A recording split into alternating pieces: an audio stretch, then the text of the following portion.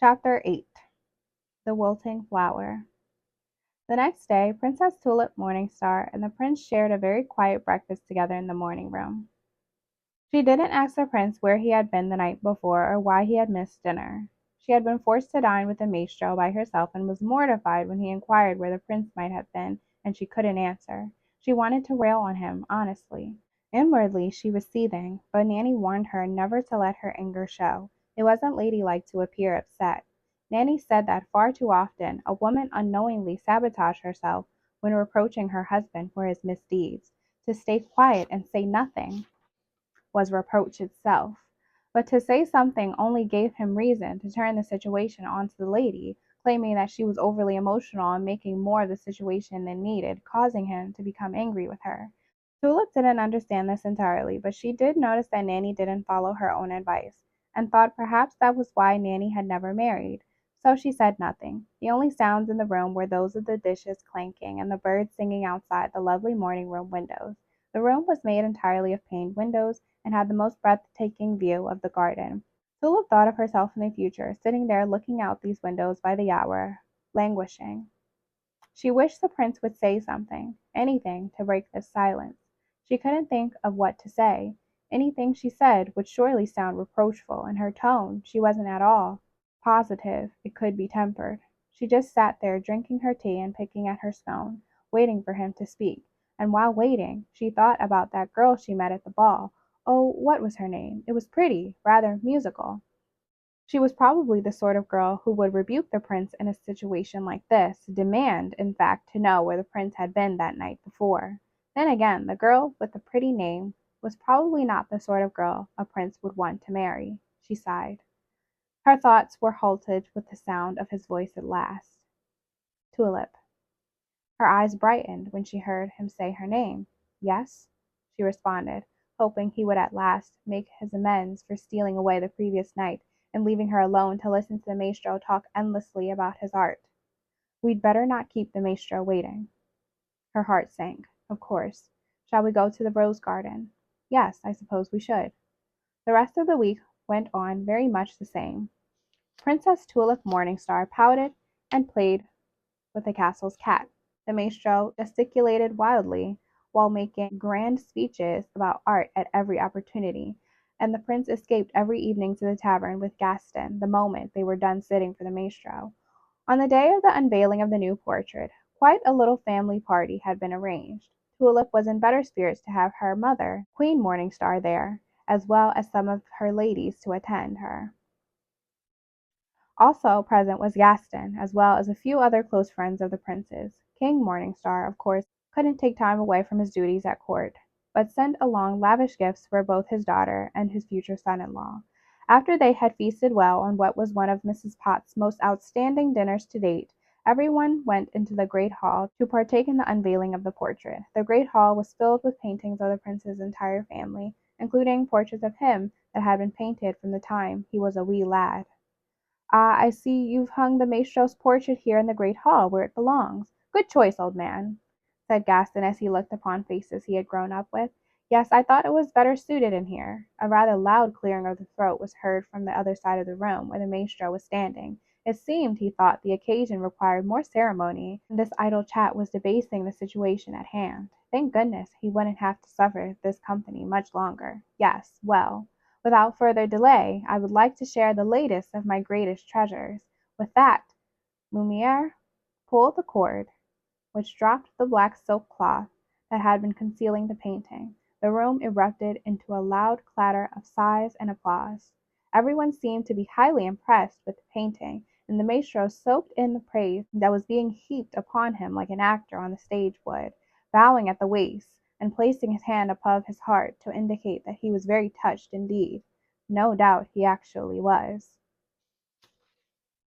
The prince couldn't help noticing how harshly he had been painted in the portrait. His eyes looked cruel, piercing, almost like those of a wolf seeking his prey, and his mouth looked thinner, more sinister than it had looked before. Gaston knocked the prince with his elbow. Say something, man, they're expecting a speech, he whispered in the prince's ear. I couldn't have asked for a more beautiful portrait of my lovely bride to be, the prince finally uttered. Princess Tulip blushed deeply and said, "Thank you, my love, and I too couldn't have asked for a more handsome and dignified visage of my prospective husband." Dignified. Wasn't that a word one used for older men? Did he look dignified? His visage, as she called it, looked harsh and worn, not one of a man who had not yet reached his 20th birthday, but one of a man well into his 40s. This wouldn't do. Dignified.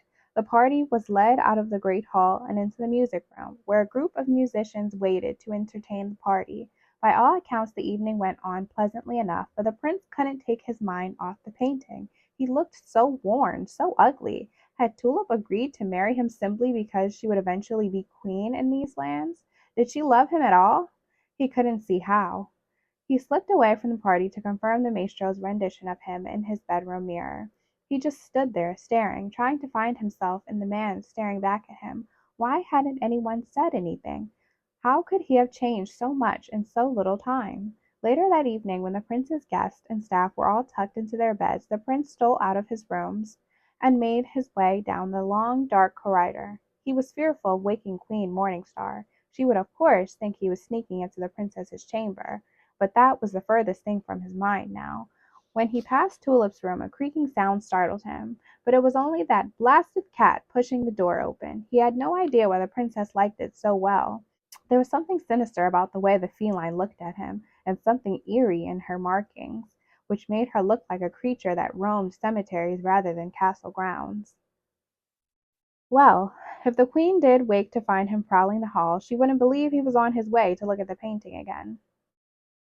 He'd been sleeping fitfully and unable to rest, his thoughts consumed by that ghastly painting. Once he got into the great hall and managed to light the candles, he stood there staring at the painting again. He had indeed changed. That had been clear when he looked at himself in the mirror earlier that evening. But surely the maestro had dramatized the changes. Just look at the difference between this painting and the last, which had been less than a year earlier. There was no way a man could change so dramatically. He would never forgive the maestro for creating the unfavorable rendering. He decided the man must pay for such an uncharitable act. The beautiful orange and black cat seemed to be in accord with the prince, because she narrowed her eyes in much the same way he did when he plotted his revenge. At the prince's encouragement, Cogsworth had all visiting guests packed and stuffed into the carriages very early the next morning. Mrs. Potts was disappointed not to have the opportunity to serve the guests breakfast before the start of their travels, so she packed a large trunk with lovely things for them to eat on their journey. The sun was barely visible, and the tops of the trees were obscured in mist. There was a terrible chill in the air, so it didn't seem unreasonable that the prince was eager to get back within doors, where he could warm himself. He made his goodbyes to his guests, thanking them all and bidding them farewell, with promises of love and letter writing to Tulip. He sighed in great relief when the carriages drove away. Gaston, who had been standing silently at his side, finally spoke. "So why was it you woke me in this ungodly hour, my friend?" "I need a little favor. Some time back you mentioned a particularly unscrupulous fellow who can be called upon for certain deeds." Gaston raised his eyebrows. "Surely there are ways to get out of marrying the princess other than having her killed?" The prince laughed. "No, man, I mean the maestro. I would like you to make the arrangements for me. The incident cannot be traced back to me, you understand?" Gaston looked at his friend and said, "Absolutely." "Thank you, good friend. And once that is sorted, what do you say to a day of hunting? Sounds perfect. I would like nothing more." Chapter 9. The Statue in the Observatory. As Princess Tulip Morningstar's carriage rolled up the path leading to the prince's castle, she thought there was nothing more breathtaking than the sight of the castle in winter time. Her father's kingdom was beautiful, yes, but it didn't compare to the prince's, especially when it was covered in pure white snow and decorated for the winter solstice. The entire castle was infused with light and glowing brightly in the dark winter night.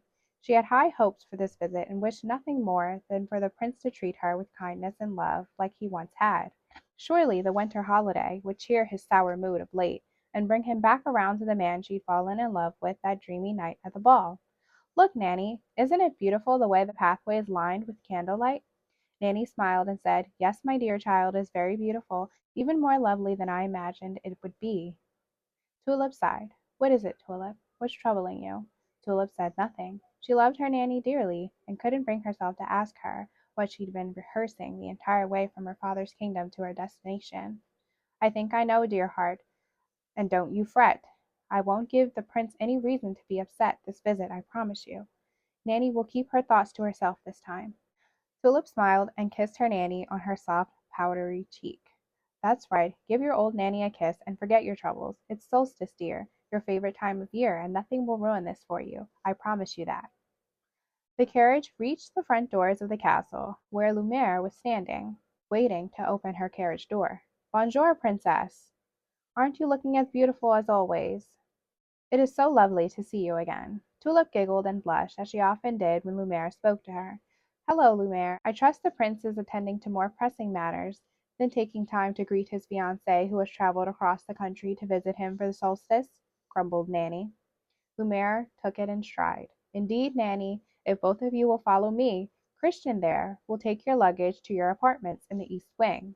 Nanny and Tulip looked at each other in wonder. Usually they would be shown up to their rooms so they might refresh themselves after their long travels, but Lumiere ushered them past many vast and beautiful rooms until they finally arrived at a large door wrapped to look like an extravagant gift with a big gold bow. What is this? Nanny snapped. Go inside and see for yourself. Tulip opened the giant gift-wrapped door to find a winter wonderland within. There was an enormous oak tree stretched to the very height of the golden domed ceiling. It was covered in magnificent lights and beautifully ornate finery that sparkled in their glow. Under the tree was an abundance of gifts, and standing among them was the prince, his arms stretched out as he waited to greet her. Tulip's heart was filled with joy. The prince seemed to be in wonderful spirits. My love, I am so happy to see you. She wrapped her arms around his waist and embraced him. Hello, my dearest. You are in quite a state from traveling, aren't you? I'm surprised you didn't insist to be taken to your rooms to make yourself presentable before showing yourself. The prince scowled, as if he were looking at a dirty servant girl and not the woman he loved. I'm sorry, dear, you're right, of course. Lumiere, always a gentleman and eager to please the ladies, added, It's my fault, my lord. I insisted she followed me at once. I knew you were excited to show the princess the decorations. I see. Well, Tulip, dear, soon you will be queen in these lands, and more important, queen in this house, and you must learn to decide for yourself what is right and insist upon it. I am sure next time you will make the right choice. Tulip colored a deep crimson, but found the most authoritative voice she could manage. Yes, my love and prince. Lumiere, if you will show Nanny and me to our rooms so we may ready ourselves for dinner. With that, she left the room without even a kiss for the prince, for she was rushing to avoid letting him see she was on the verge of tears. How dare he suggest she was unseemly to come into his company upon her arrival? Did she look so grotesque? Lumiere seemed to hear her very thoughts. As I said when you arrived, dear princess, he said, you look beautiful as always. Do not heed the master's words. He has been rather distracted as of late. Nanny and Tulip just looked at each other, wondering what this visit had in store. Chapter 10. The Observer in the Observatory. It seemed to Tulip there were fewer servants than the last time she visited. Though the castle didn't seem to suffer for it, it looked even more grand than usual, having been decorated for the solstice. Her favorite court companion, Flance, a beautiful black, orange, and white cat, was in attendance to keep her company. Hello, beautiful Flance, she said to her little friend, and she leaned over to pat her on the head. So you've named her. What a strange name. What does it mean? Tulip looked up to see the prince standing over her. Oh, I don't know. I thought you came up with it. I was sure it was you who told me her name, the princess responded. It wasn't me. I don't even like the beast, he said, giving Flance a dirty look as she gave him her customary side glance and adjusted her paws. Someone else must have told me then, said the princess. Indeed, that is clear. Someone else would have had to tell you. I could puzzle that out on my own. And like the featherhead you are apt to be, you've completely forgotten who told you, but clearly someone else told you. Yes, said Tulip in the tiniest of voices, trying desperately not to let her lip quiver as he went on. Never mind, I see you've not changed for dinner yet. Well, we can't keep Mrs. Potts waiting. What you're wearing will just have to do. Come. I'll escort you into the dining room, even if you're not fit for the grand affair planned in your honor. Tulip's heart sank and her face turned scarlet. She had, in fact, changed for dinner and made herself up considerably well. At least, she thought so. She was wearing one of her finest gowns and had thought she looked quite beautiful before she started down the stairway. She made a special effort to look flawless in light of what happened upon her arrival. Now she wanted nothing more than to run away from this place and never come back again. But she was trapped with this terrible prince. She didn't care how rich he was or how massive his kingdom or influence. She couldn't stand the idea of being married to such a bully. How would she get out of it? She didn't know what to do. She decided to stay quiet on the matter until she could talk to Nanny. After dinner, Tulip asked the prince if he'd like to go on a walk, and he agreed. He was being sullen and quiet, but not cross, so for that, at least, she was thankful. They walked around the lake, which was frozen this time of year, but still breathtakingly beautiful. Could you show me the observatory, sweetheart? The sky is very clear, and I would like to see the view you've spoken of so frequently. If you'd like. They walked the long stone spiral staircase until they reached the top floor of the observatory. Even without the telescope, the view was spellbinding. Tulip could see the entire sky from the glass domed ceiling. She felt as if the stars were winking back at her from how joyfully she looked upon them. It seemed they were not the only ones who had decided it was a good night to stargaze. Someone was already looking through the telescope when they reached the top of the stairs. Hello, who's there? The observer didn't answer. I said, who's there? Tulip was frightened, especially after the prince motioned her to get behind him for protection. But as the prince got closer to the intruder, he realized it wasn't a person at all, but a statue. What's this? He was nonplussed. There had never been a statue up here before, and how on earth had someone gotten it up here without some sort of elaborate apparatus? There was no way something that heavy could have been brought up the stairs without his knowing. Tulip started to giggle in nervous relief. Oh my, it's just a statue. I feel silly for being so startled. But the prince still had a look of confusion on his face while she prattled on. But it does look kind of creepy, doesn't it? It almost looked like it was giving us a side glance when we walked in, and how odd a pose for a statue leaning over, looking into the telescope. It obstructs our ability to look through it completely. I'm sure this wasn't your idea, dear. Honestly, I don't think I like it. I can't tell if it's meant to be a man or a woman, male or female, though. It does look horrified, don't you think? Like something terrible came upon it and turned it into stone. The prince hardly heard what she was rambling. His mind was suddenly violated by terrible disembodied voices from the past. Your castle and its grounds shall also be cursed. Then, and everyone within will be forced to share your burden. Nothing but horrors will surround you, from when you look into a mirror to when you sit in your beloved rose garden. The prince shuddered at the sound of the witch's voice ringing in his ears. Was he cursed, after all? First, the drastic change in his appearance, and now this strange event. His servants trapped within stone. He couldn't imagine what it would be like to be trapped like that. He wondered if the person trapped could hear their conversation, if the person was aware he had been entrapped in stone. The thought sent shivers up the prince's spine. Darling, you look peaky. What's the matter? Princess Tulip asked. The prince's heart was racing. His chest felt heavy and it was hard for him to breathe. He suddenly realized everything the sisters had said was coming true. Tulip, do you love me? I mean, truly love me? When she looked at him, he looked like a lost little boy and not the spiteful bully he'd been to her as of late. I do, my love. Why do you ask? He grabbed her hand and held it tightly. But would you love me if I were somehow disfigured? What a question! Of course I would. Her heart was again softening to the prince. Not since the night they had met and he had asked her to marry him had he been so kind.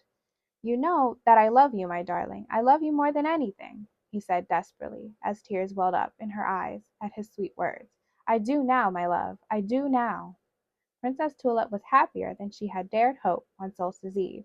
She hadn't imagined such a turn of character in the prince, but since that night in the observatory, he'd been nothing but sweet to her. Oh, Nanny, I do love him so, she whispered while sipping her spiced wine. How quickly you pivot from one emotion to another, my dear, said Nanny. But, Nanny, his disposition has fluctuated greatly from one moment to the next, but I do feel he's finally himself again. Nanny did not look convinced. We shall see, my dear. The prince did look glad, Nanny had to admit.